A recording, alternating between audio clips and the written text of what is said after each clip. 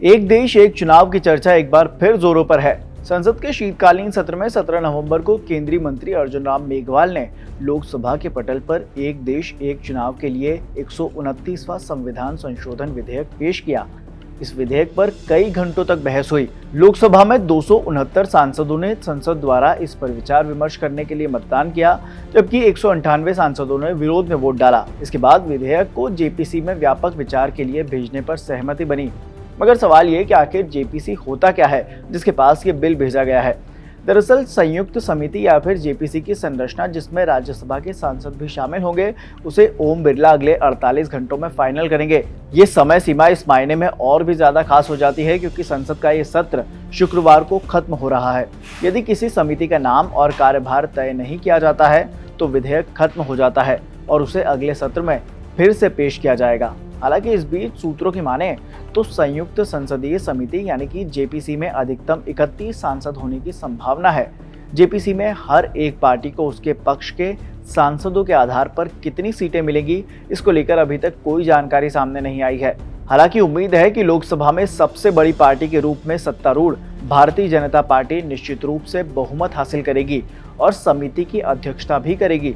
आमतौर पर जेपीसी में अधिकतम 31 सांसदों में से 21 लोकसभा के होते हैं। वहीं एक बार इसके स्थापित होने के बाद समिति के पास रिपोर्ट पेश करने के लिए 90 दिन का समय होने की उम्मीद है। उधर एक देश एक चुनाव को लेकर विपक्ष लगातार असंवैधानिक इसे करार दे रहा है।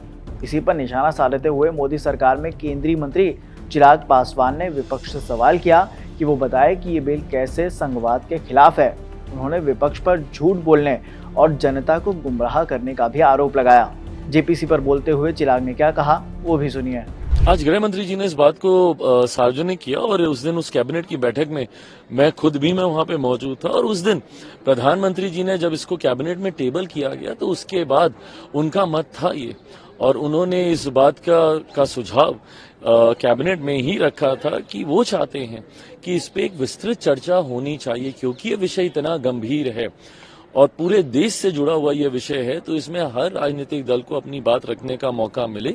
उसी वक्त उन्होंने इस बात का सुझाव दिया था कि इसको जेपीसी में इसको लेकर जाना चाहिए और आज लॉ मिनिस्टर ने अपनी बातों को रखने के बाद उन्होंने कहा कि ये जेपीसी में जाएगा और वहां पे विपक्ष के साथ साथ तमाम दलों के पास ये मौका होगा अपने सुझाव, अपनी शंकाएं उसको खूबसूरती से वहां पे रखा जा सकता है। चिराग पासवान से जब सवाल किया गया कि विपक्ष लगातार आरोप लगा रहा है, इस पर चिराग ने कहा कि वो ये बताए कि बिल कैसे असंवैधानिक है। विपक्ष के कम से कम एक सदस्य को तो ये बताना चाहिए कि ये कैसे संघवाद के खिलाफ है। चिराग पासवान ने कहा कि विपक्ष झूठ बोलने और झूठी कहानियां गढ़ने में माहिर है। उन्हें गुण दोष के आधार पर बात करनी चाहिए। सुनिए। So how, this is what I want to know and understand कि how this is anti-constitutional and ये फेडरलिज्म के खिलाफ कहाँ है, ये बात कम से कम कोई तो विपक्ष का साथी खड़ा होकर बताए।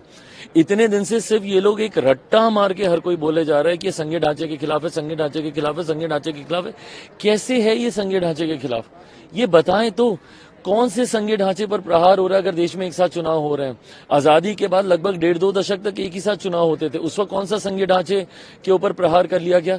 या अभी भी जिन राज्यों में लोकसभा के 7 चुनाव होते हैं, कौन सा संघीय ढांचा इफेक्ट हो रहा है? आप आंध्रा का उदाहरण ले लीजिए। ये लोग जो बोलते हैं क्षेत्रीय दल भी इससे समाप्त हो जाएंगे, आंध्रा में क्या एक क्षेत्रीय दल इस बार जीत कर नहीं आया?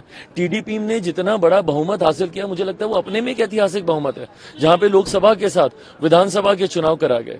तो विपक्ष माहिर है झूठ बोलने में। कॉन्स्टिट्यूशन की हत्या हो जाएगी, आरक्षण समाप्त कर दिया जाएगा, सिर्फ झूठा नैरेटिव ये लोग सेट करते हैं। मेरिट्स पे आप बात कीजिए, संघीय ढांचे पर प्रहार है तो कैसे प्रहार है? छोटे दल समाप्त हो जाएंगे कैसे? क्या हम लोग सारे क्षेत्रीय दल इसका समर्थन नहीं कर रहे?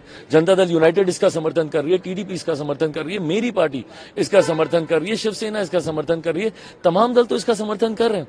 तो किस तरीके से जो अफवाह ये लोग फैलाने का काम करते हैं, सरासर गलत है। जनता को गुमराह आज की तारीख में आप लोग नहीं कर सकते। फिलहाल के लिए इस खबर में इतना ही। देश और दुनिया की तमाम खबरों के लिए आप देखते रहिए दैनिक जागरण।